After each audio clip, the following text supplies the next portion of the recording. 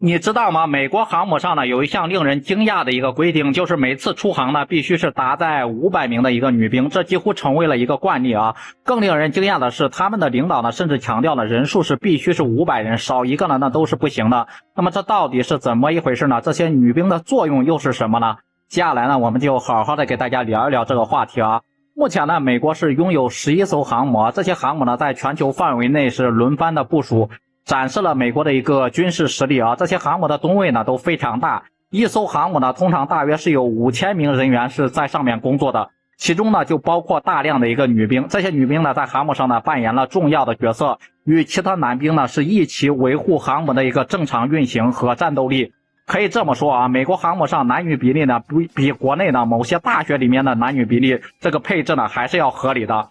美国航空母舰上面为什么要这么多女兵？要这么多女兵到底是干嘛呢？他们在航母上的作用到底又是什么呢？我们接着往下说啊。首先就是美国这个航空母舰上呢是装备了许多高科技的一个精密仪器，并且呢大量士兵呢都是在上面辛勤的一个工作。尽管说呢他们的生活非常的充实，但同样是伴随着有一定的一个枯燥感啊。为了缓解就是这些压力，包括心理压力啊，并提升他们的一个工作效率，美国的军方高层就认为呢，在航母上呢配备一定数量的一个女兵呢，那肯定是有利的。这样的做法呢，也是基于科学角度的一个考虑，确实呢有其合理性啊。当男兵们看到身边的女兵们，特别是靓丽的女兵们存在的时候呢，他们的精神状态呢往往会得到显著的一个提升，感觉呢更有动力去完成各项任务啊。正如我们常说的一个男女搭配干活不累嘛，在某种程度上就是体现了这样的一个道理啊。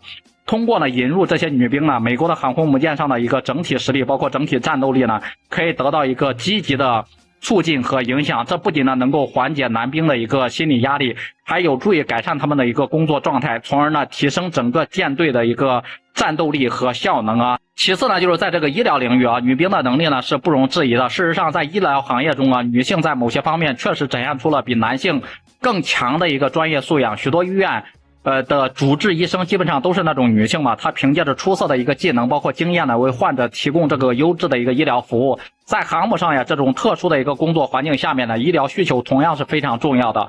女兵呢，在医疗方面的贡献那是不可忽略的啊。就比如说呢，在航空母舰进行手术时呢，与护士的一个专业技能和细心的一个照料，那都是不可或缺的。他们呢协助医生呢进行这个手术，确保这个手术过程呢能够顺利进行。另外呢，在照顾伤员方面呢，女兵通常是更加细心和体贴的，能够关注到男兵们容易忽略的一些细节嘛。最后呢，就是情报方面是航母战斗群行动中至关重要的一环。那么在这个领域啊，女兵们也发挥着不可或缺的一个作用。他们通常呢在专门的一个情报部门里面工作，利用先进的一个电子设备，包括通信系统呢，对敌方活动呢进行一个监控和深入分析，从而啊为指挥官呢提供关键的一个决策支持。